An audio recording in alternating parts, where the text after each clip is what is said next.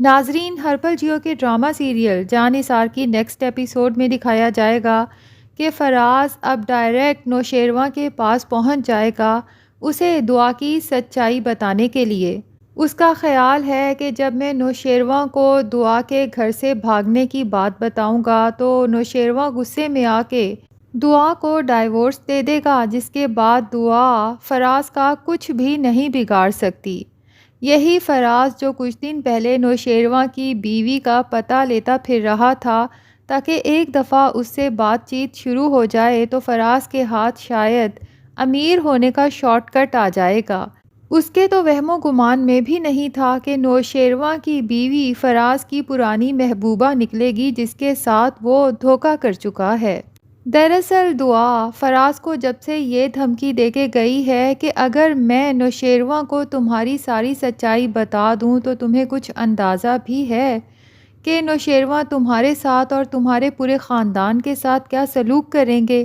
نوشیروان مجھ سے اس قدر پیار کرتے ہیں کہ میرے ایک اشارے پر تمہارا سر تن سے جدا کر سکتے ہیں۔ لیکن اصل بات یہ ہے کہ میں تمہیں مارنا نہیں چاہتی، میں چاہتی ہوں کہ تم زندہ رہو اور اس طرح تڑپ تڑپ کے زندگی گزارو کہ جو تکلیف تمہاری وجہ سے مجھے پہنچی ہے وہ تکلیف ساری زندگی تم محسوس کر سکو۔ اپنے مرنے کی دعائیں مانگو لیکن تمہیں موت بھی نہ آئے۔ تمہیں ذرا شرم نہیں آئی کہ میری زندگی دھوکے سے برباد کرنے کے بعد تم میری بہن کو اسی بات کے طعنے دیتے رہے کہ تمہاری بہن گھر سے بھاگ گئی تھی۔ جس دن تمہارے گھر والوں کو پتہ چلا کہ مجھے گھر سے دھوکے سے بھگانے والا محبت کا جھانسا دے کر کوئی اور نہیں بلکہ ان کا اپنا بیٹا فراز تھا، بتاؤ ذرا تمہارے گھر والے تمہیں کس نظر سے دیکھیں گے؟ تھو تھو کریں گے تمہارے منہ پر۔ اور ہاں، وہ تمہاری بہن سنبل، میں نے سنا ہے اس کا بھی نکاح ہو چکا ہے۔ سوچو اگر میں سنبل کے سسرال میں بتا دوں کہ اس کا بھائی کس قدر بد کردار ہے، تمہاری بہن کو تو کھڑے کھڑے طلاق ہو جائے گی۔ دوسری طرف دعا کی بہن فضا، جسے ماں بننے کی خوشخبری ملی ہے لیکن اس کا دل ہے جیسے بجھ چکا ہے، اور ساتھ ہی اسے یہ ڈر بھی ہے کہ کہیں اس بار پھر میرے بچے کو ضائع نہ کر دیا جائے،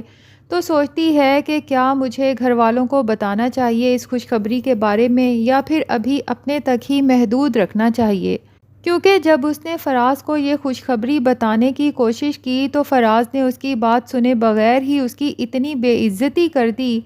کہ فضا کو جرأت ہی نہیں ہوئی کہ فراز کو بتا سکے کہ وہ فادر بننے والا ہے۔ فضا کو یاد آتا ہے کہ جب لاسٹ ٹائم اس کا مس کیریج ہوا تھا تو فراز نے کس طرح پیار سے اسے کہا تھا کہ اللہ ہمیں پھر سے اس خوشخبری سے نوازے گا اور اس بار میں تمہارا بہت خیال رکھوں گا۔ لیکن اب اسے احساس ہو رہا ہے کہ وہ ڈرامہ فراز نے محض پولیس کیس سے بچنے کے لیے کیا تھا، ورنہ نہ تو فراز کو فضا میں کوئی دلچسپی ہے نہ ہی اولاد میں۔ فضا ابھی اسی ادھیڑ بن میں ہوتی ہے کہ اس کے سسر صاحب نوٹ کر لیتے ہیں کہ وہ آج کل بہت بجھی بجھی سی ہے، اسی لیے جب سب لوگ کھانے کی ٹیبل پر موجود ہوتے ہیں تو فضا کے سسر اس سے پوچھ ہی لیتے ہیں کہ فضا بیٹا تمہاری طبیعت تو ٹھیک ہے، کیونکہ میں محسوس کر رہا ہوں کہ تم بہت اداس رہنے لگی ہو۔ تو سنبل فوراً بول پڑتی ہے، بھابھی کو تو عادت ہے مظلوم بن کے دوسروں کی ہمدردیاں سمیٹنے کی، جس پر فضا کے سسر کو بہت غصہ آتا ہے اور وہ سنبل کو ڈانٹ دیتے ہیں کہ بھابھی سے ذرا تمیز سے بات کرو، یہ کوئی طریقہ ہے بات کرنے کا؟ تو اس کی بیوی کہتی ہے کہ ہاں ہاں، سارے طور طریقے آپ نے ہمیں ہی سکھانے ہیں، ذرا اپنی بہو سے تو پوچھیں کہ آخر خضر اس کی اتنی تعریف کیوں کرتا ہے کہ تمہاری بھابھی بہت مظلوم ہے اور تمہارا بھائی بہت ظالم ہے، اور ہر وقت میری بیٹی کو اسی کے طعنے دیتا رہتا ہے کہ اپنی بھابھی سے کچھ سیکھو۔ کیا تعلق ہے آخر اس کا خضر کے ساتھ؟ فضا تو یہ بات سن کے سہم جاتی ہے کہ کہیں اب اس کے کردار پر خضر کو لے کر کسی قسم کا کوئی الزام نہ لگ جائے، لیکن یہ سنبل اتنی احسان فراموش لڑکی ہے کہ اسے سب بھول چکا ہے کہ اس کی تو جرأت بھی نہیں تھی کہ گھر میں اپنی پسند کے بارے میں بتا سکتی، اور ایسے میں یہی فضا تھی جس نے سنبل کا بھرپور ساتھ دیا اور اس کا رشتہ پکا کرایا، حتیٰ کہ اس سب میں فضا کی بہت بے عزتی بھی ہوئی اپنی ساس اور اپنے شوہر کی طرف سے، لیکن وہ بس اس بات پر خوش تھی کہ کم سے کم سنبل کو اس کی محبت مل گئی۔ دوسری طرف کشمالہ ہے جو دعا کو مارنے کی کوشش میں ناکامی کے بعد ایک زخمی ناگن بن چکی ہے اور اب دن رات انہی سوچوں میں رہتی ہے کہ کس طرح سے دعا کو جان سے مارا جائے، لیکن اس کا الزام کشمالہ پر بھی نہ آئے، جبکہ اماں سائیں اور بابا سائیں کشمالہ کی یہ نفرت، حسد اور بے چینی محسوس بھی کر رہے ہیں اور اندر ہی اندر بہت خوف زدہ بھی ہو چکے ہیں کشمالہ کی طرف سے، اور بابا سائیں کے دماغ میں تو اب یہ شبہ بھی ہونے لگا ہے کہ کہیں ہمارے بڑے بیٹے کا قتل بھی کشمالہ نے تو نہیں کرایا، کیونکہ جس طرح سے وہ نوشیروان کو لے کے پوزیسو ہے، اس کے لیے روتی ہے، تڑپتی ہے۔ یہ دکھ اور تکلیف تب تو نظر نہیں آئی تھی جب کشمالہ بیوہ ہوئی تھی، کہیں ایسا تو نہیں کہ یہ بہت پہلے سے نوشیروان کو چاہنے لگی ہو، اور اسے یہ تو پتہ ہی ہے کہ اگر یہ اپنے شوہر سے طلاق لے کے نوشیروان سے شادی کی خواہش کا اظہار کرتی تو اس کی شادی کبھی بھی نوشیروان سے ممکن نہیں تھی۔ اسی لیے کشمالہ نے پلاننگ کی، اپنے شوہر کو مروا دیا، کیونکہ بیوہ ہونے کے بعد اس نے گھر میں یہ بلیک میلنگ شروع کر دی تھی کہ میرا اب اس گھر میں ہے کون، میں اپنے بچوں کو لے کر یہاں سے چلی جاؤں گی۔ لیکن اماں سائیں اور بابا سائیں جو اپنے بیٹے کو تو کھو ہی چکے تھے، اب اس کی اولاد کو اپنی نظروں سے اوجھل ہوتا نہیں دیکھ سکتے تھے، اسی لیے انہوں نے یہ فیصلہ کیا کہ کشمالہ کا نکاح نوشیروان سے کرا دیا جائے تاکہ بچے ہمیشہ حویلی میں رہیں اور نظروں کے سامنے رہیں۔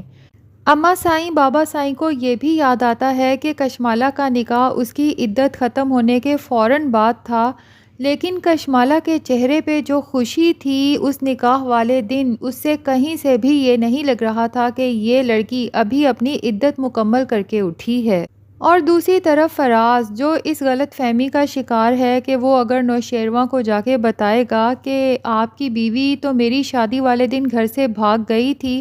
تو شاید نوشیروان دعا کے اس کریکٹر کو دیکھتے ہوئے اسے طلاق دے دے، لیکن دعا تو اپنا تمام پاس نوشیروان کو بتا چکی ہے، ہاں بس نہیں بتایا تو یہ کہ میری زندگی برباد کرنے والے انسان کا نام کیا ہے۔ تو اب نوشیروان جب فراز کے منہ سے یہ سنے گا کہ دعا ٹھیک کریکٹر کی لڑکی نہیں ہے، آپ بہت غلط جگہ پہ پھنس گئے ہیں، تو نوشیروان تو انگارہ پا ہو جائے گا،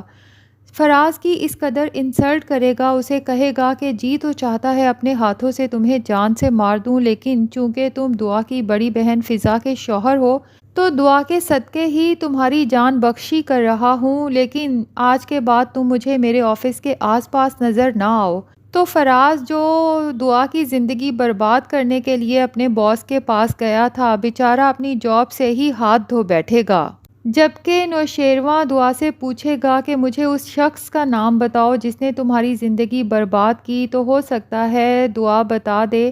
کہ یہی نوشیروان ہے میری زندگی برباد کرنے والا، اور ظاہر ہے کہ یہ بات بہت جلد فراز کے گھر تک بھی پہنچ جائے گی، جس کے بعد فراز کا فادر تو اس پر لعنت بھیجے گا کہ جس بات کو بنیاد بنا کر تم نے میری بہو فضا کو ذہنی اذیت میں مبتلا رکھا ہوا تھا، اس کے اصل قصوروار اور گناہ گار تو تم تھے۔